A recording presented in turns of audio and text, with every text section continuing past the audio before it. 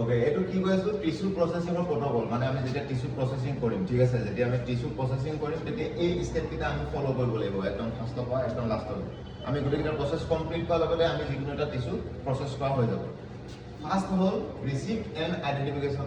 ক'লো already, receive কৰা মানে তুমি যদি বস্তুটো ডাইৰেক্ট, যদি তুমি বস্তু এটা টিস্যু এটা যদি তুমি ডাইৰেক্ট লোৱা, কোনোবা এটা পেচেণ্টক সেইটো বায়পচি বা অটপচি হিচাপে ল'বা, আৰু যদি বেলেগেও পঠায় তেতিয়াও বায়পচি বা অটপচি হিচাপে পঠাই দিব। তুমি নিজেই লোৱা বা বেলেগে তোমাৰ লেবত পঠাই দিয়ক, যেনেকৈ নহওক প্ৰথমে চেম্পলটো যেতিয়া ৰিচিভ কৰিবা, সেই চেম্পলটো ৰিচিভ কৰাৰ পিছত আইডেণ্টিফিকেশ্যন কৰিব লাগিব, তুমি চিনি পাব লাগিব যে হোৱাট ইজ দিছ, এইটো কোন কিহৰ হয়, টিস্যুটো কিহৰ হয়, লাংছৰ হয়, লিভাৰৰ হয়, স্কিনৰ হয়, কি হয়, সেই বস্তুটো তুমি প্ৰথম কি কৰিব লাগিব, আইডেণ্টিফিকেশ্যন।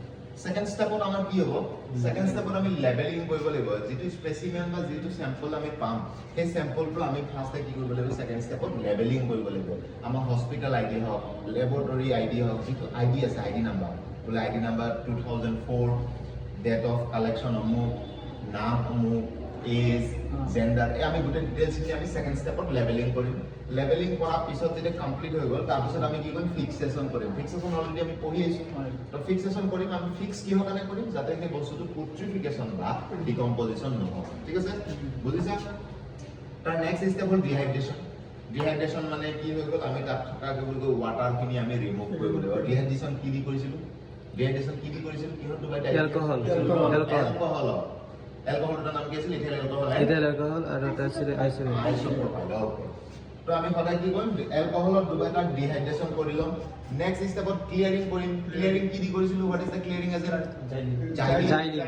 ক্লিয়াৰিং এজেন্ট হ'ল জাইলিন। আমি জাইলিনৰ সহায়ত আমি তাক আকৌ সেই চেম স্পেচিমেনটোকে, সেই একেটা চেম্পল দিব, একেটা চেম্পল এবাৰ ডিহাইড্ৰেশ্যন কৰিছোঁ, নেক্সট কি কৰিম, ক্লিয়াৰ কৰিম। ক্লিয়াৰিং কেনেকৈ কৰিম, জাইলিনত জাইলিন, তো জাইলিনক সেইটো কাৰণে কোৱা হয় ক্লিয়াৰিং এজেন্ট।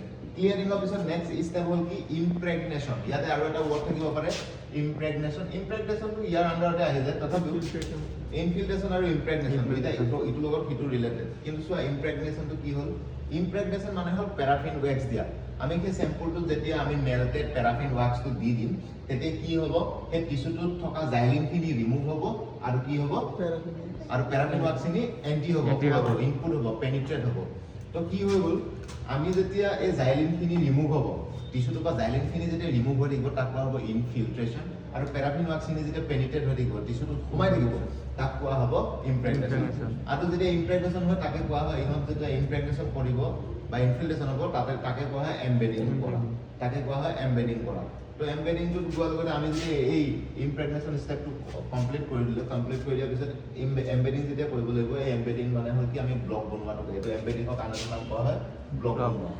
ব্লক বনোৱা জানা, এল মল্ট, মল্টকেইটা যে কৈছিলোঁ, এল মল্টৰ যিকেইটা বাকচ আছে, ইটা বনোৱা নিচিনা কিছুমান বাকচ আছে, ইয়াত এল মল্ট বুলি কয়। সেই এল মল্টবিলাকত যেতিয়া আমি টিচুটোক লৈ পেলাই যেতিয়া ইমপ্ৰেগনেশ্যন বা ইনফিল্ট্ৰেশ্যন কৰিম, অট'মেটিক কি ব্লক বনি যাব, সেইটো কোৱা হয় এম্বেডিং। এম্বেডিং ব্লকটো বনোৱাৰ পিছত নেক্সট ছেকশ্যনিং। ছেকশ্যনিং আমি তাক কাটিম, পিচ কৰিম।